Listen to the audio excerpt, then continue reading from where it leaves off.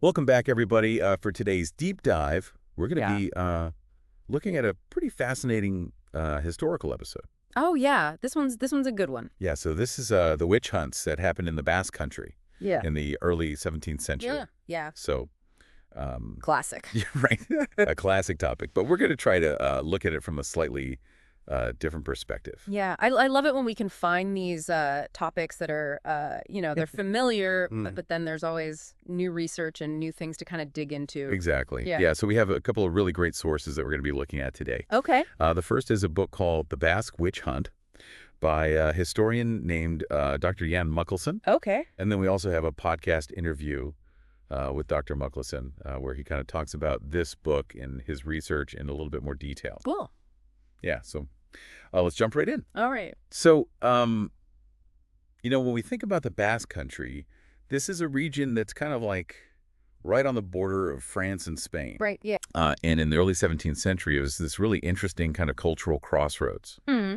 One of the things that Dr. Mukkelson talks about in his book is the importance of the maritime tradition in the Basque Country. Oh, interesting. Yeah. Yeah. So a lot of the men were away at sea for long periods of time. Okay.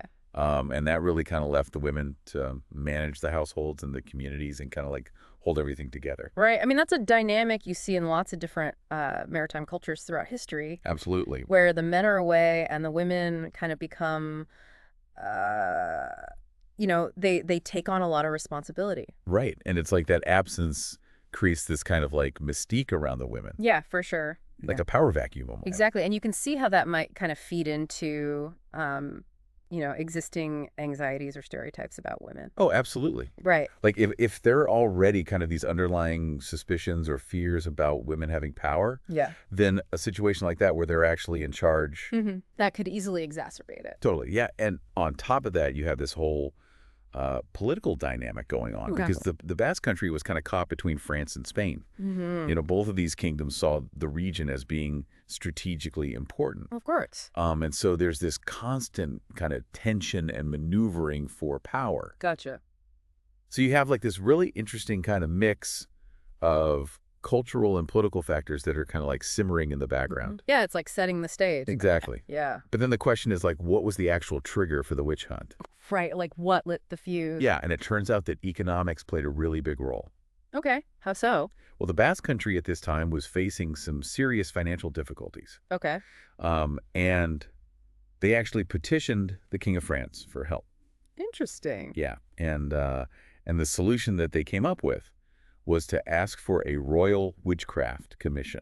A commission, like a task force to investigate witches. Huh. Okay, so they're thinking that witches are the root of their economic problems. Well, yeah, I mean, you have to remember that in the early 17th century, the belief in witchcraft was like totally mainstream. Right. People really believed that witches could cause harm and like disrupt the social order and, yeah, I guess even like mess with the economy. Exactly. So in their minds, it made perfect sense to think that if they could identify and eliminate these witches, Yeah. that it would somehow like restore balance and prosperity. I mean, it sounds crazy to us now. Yeah. But back then, people really thought that way. Totally. So the king agrees to send this commission, and he appoints 2 judges to lead the investigation. Okay, who are these guys? Their names were Pierre de Lancre and Jean d'Espagne. Pierre de Lancre and Jean d'Espagne. Yeah, and they came from Bordeaux, which was like a major city in the region. Gotcha. So they're sending in the big guns. Right, and what's really interesting is that these 2 guys were not just like neutral legal figures. Oh. They each had their own kind of baggage and biases that they brought to the investigation. Oh, I like where this is going. Yeah. So Lancre, for example, he was really fascinated by what he called the Basque feminine mystique. Ooh, the feminine mystique. Yeah, he was like obsessed with the role of women in Basque society. Interesting. And his writings are full of these kind of like stereotypes and prejudices about women. Oh, boy. Yeah. So you can already see how that might have influenced his approach to the witch hunt. Yeah, for sure. Like he's coming in with these preconceived notions about women being mysterious and dangerous and all that. Exactly. And then you have d'Espagne, who was an alchemist. An alchemist. Yeah. Wow. Okay, so we've got the guy who's obsessed with women and the alchemist. Right. This is a recipe for disaster. Totally. And what's interesting is that there's this idea that d'Espagne was somehow opposed to the witch hunt. Oh, really? Yeah. Dr. Muckelson actually debunks that myth in his book. Okay. He points out that Lancre and Despaigne were actually lifelong friends and collaborators. Huh. So they were a team. Yeah. Interesting. So they arrive in the Basque Country, Mm-hmm. and they're ready to, like, uncover this supposed demonic underworld. Right, but like what exactly were they looking for? What did they think these witches were doing? Well, their investigations really focused on the concept of the witch's Sabbath. Oh, okay, the Sabbath. Yeah, this was like a big thing in European witchcraft beliefs at the time. Right, it's like that classic image of witches gathering at night Mm-hmm. to worship the devil and do all sorts of evil stuff. Exactly. Okay, so Lancre and Despaigne are looking for evidence of these Sabbaths. Right, and Lancre, in his writings, he actually describes the Sabbath in, like, really vivid detail. Oh, I bet. Yeah, it's like this whole grotesque and terrifying spectacle. Like what kind of stuff are we talking about? Oh, cannibalism, demonic sex, the consumption of dead witches' bodies. Yikes. Yeah, it's pretty intense. So like how much of this was real and how much was just Lancre's imagination running wild? That's the big question. Yeah. Right? And it's hard to say for sure. Mm-hmm. But there are some interesting parallels between Lancre's account and the records from the Spanish Inquisition. Oh, really? Yeah, so it wasn't just Lancre making stuff up. Okay. There were similar beliefs and accusations circulating in the wider region. So the Sabbath idea was like a widespread thing. Yeah, it seems like it. Huh, that's fascinating. Yeah, and it's interesting to think about, like, what role did children and teenagers play in all of this? Right, they weren't just like bystanders, were they? No, not at all. I mean, you always hear about children being involved in witch hunts, Yeah, but it's still kind of chilling to think about. totally. Yeah. So Lancre's book describes how these young accusers would be housed together, Okay.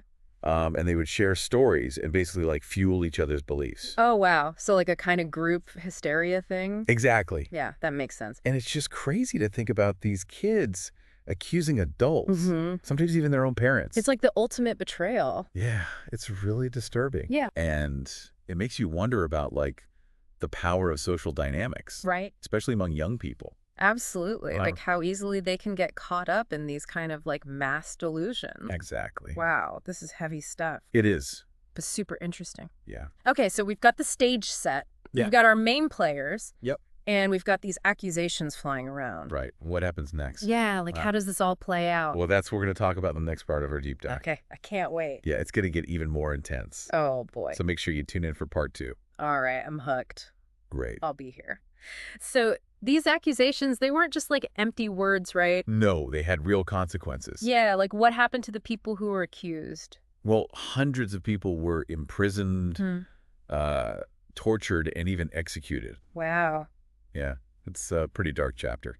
It's hard to even imagine what that must have been like. Yeah, to be caught up in that kind of hysteria. Right, and to be completely powerless. Hmm. Yeah, it's a scary thought. It is. So, we've been talking about these accusations, Right. but it's important to remember that there were real people on the receiving end of them. Of course. So I'm curious, like, did they just accept their fate? Yeah. Were there any instances of resistance? Yeah. Like people pushing back against the accusations? Right, and that's where the story of Catherine d'Annecy comes in. Okay, Catherine d'Annecy. Yeah, so Lancre, he includes a big chunk of her confession in his book. Huh. And what's so interesting about it? Well, what's really striking is her agency. Her agency. Yeah, even though she's facing these accusations and the threat of execution, she's still trying to control the narrative. Oh, wow. That's powerful. Yeah, it's really amazing. So she's not just like a passive victim. No, not at all. She's fighting back in her own way. Exactly. How so? Well, for one thing, she uses her confession to try and protect her daughter. Her daughter. Yeah, her daughter was actually one of her accusers. Oh, wow. That's heartbreaking. It is. So she's trying to save her daughter even while she's being accused of witchcraft herself. Yeah, and she also tries to downplay the involvement of certain individuals. Like, she claims that some people weren't actually present at the Sabbath, Huh. Interesting. but that they were just illusions created by the devil. Illusions. Yeah. So she's basically saying, like, it wasn't me, it was the devil. Kinda, yeah. But with, like, a specific twist Right. to protect certain people. Exactly. It's like she's strategically navigating this really dangerous situation. Trying to minimize the harm to herself and others. Yeah, and it's a reminder that even within this horrific system, Right. individuals were still making choices. Yeah, they weren't just robots. Right, they had their own motivations and desires and fears. And that human element is something that we often forget about when we're studying history. Absolutely. It's easy to get caught up in the big events and the grand narratives, but it's important to remember that real people were living through those events. Yeah, and that their lives were shaped by those events. Exactly. So we've been talking about the witch hunt. Right. But it's important to note that it didn't just end neatly when the judges left. Oh, really? Yeah, the fear and suspicion and the accusations, they kind of lingered in the Basque Country. Oh, wow. So it wasn't just like a one-time thing? No, not at all. Huh. So there were reports of continued accusations and even lynchings. Lynchings. Yeah. Even after the official investigation was over. Right. And it seems like some of those anxieties that had been focused on witches, they started to be redirected towards other vulnerable groups. Like who? Well, one example is the story of Catherine Fernandez. Catherine Fernandez. Yeah, you remember we talked about her earlier? Oh, yeah, the Portuguese woman. Right. The one who was accused of mishandling the Eucharist. Exactly. So Fernandez was a new Christian. What does that mean? Well, it's a term that was used for people whose ancestors had converted from Judaism or Islam to Christianity. Okay, so they were converts. But they were still seen as suspicious. Yeah, they were constantly under suspicion of secretly practicing their former religions. Oh, wow. And they were often seen as outsiders. Right, like they didn't really belong. Exactly. Yeah. So in this climate of fear and suspicion, Yeah. any kind of perceived deviance, especially religious deviance, Right. it could be really dangerous. Okay, so what happened with Fernandez? Well, what sparked the outrage was her decision to save the Eucharist for later consumption. The Eucharist? Yeah, the consecrated bread that represents the body of Christ. Okay. So like in Catholic tradition, you're supposed to consume the Eucharist immediately. Right. But Fernandez, she saved it. And that was a big deal. Oh, yeah, it was seen as a grave sacrilege. Wow. Like a sign of her heretical beliefs. So it wasn't really about the bread itself. Right. It was about what it represented. Exactly. Oh. And it's crazy to think that something so seemingly minor Yeah. could lead to such a horrific outcome. What happened to her? Well, she was accused of desecrating the host. Okay. And she ended up being burned at the stake. Oh, my God. Yeah, it's a really tragic story. It's awful. And it just shows how easily religious fervor can be twisted into violence. Right, and how quickly those accusations can escalate. Totally. Yeah, it's like the community was already on edge from the witch hunt. Right. And then Fernandez just became this easy target. Exactly. It's like they were looking for someone to blame. Yeah, scapegoat. And unfortunately, she fit the bill. That's so sad. It is. And, it's a pattern that we see throughout history. Right.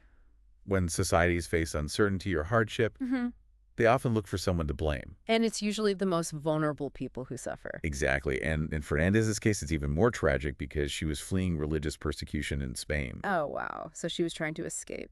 And she ended up facing an even worse fate. Right.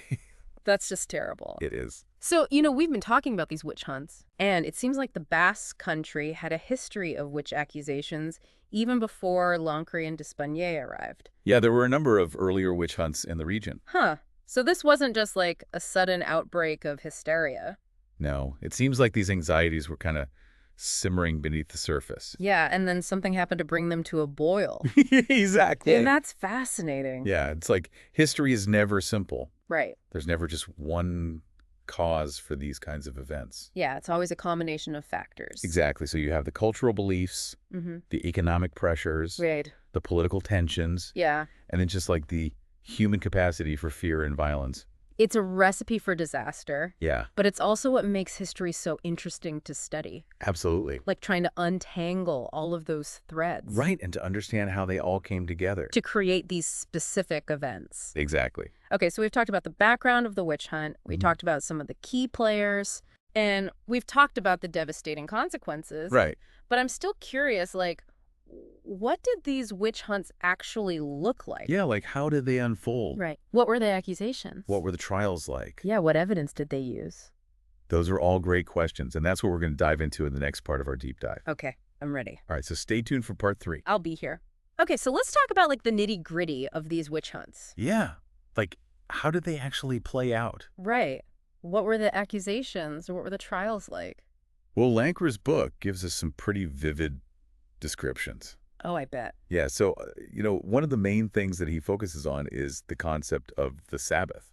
Right. The witch's Sabbath. Yeah, and he describes it in, like, really lurid detail. Oh, I'm sure. Yeah, he talks about, like, demonic worship Hmm. and sexual deviance and, even, like, the consumption of babies and corpses. Yikes. That's pretty intense. It is, and, it's important to remember that Lancre was writing for an audience that really believed in witchcraft. Right. Like this wasn't just some fictional story for them. Exactly. It was a reflection of their worldview. So his book is like a window into how people thought back then. Yeah, it's like a glimpse into a world where the supernatural was totally intertwined with everyday life. Huh. It's fascinating and disturbing at the same time. It is, and it makes you realize how different our modern worldview is. Yeah, we've come a long way. We have. But, it's also a reminder that those beliefs were very real for the people who lived back then. Right, and they had a huge impact on their lives. Absolutely. Yeah. So this deep dive has been really eye-opening. Yeah, me too. It's just made me think about, like, the complexities of history and the human condition. Right, and how easy it is for fear and prejudice to take root.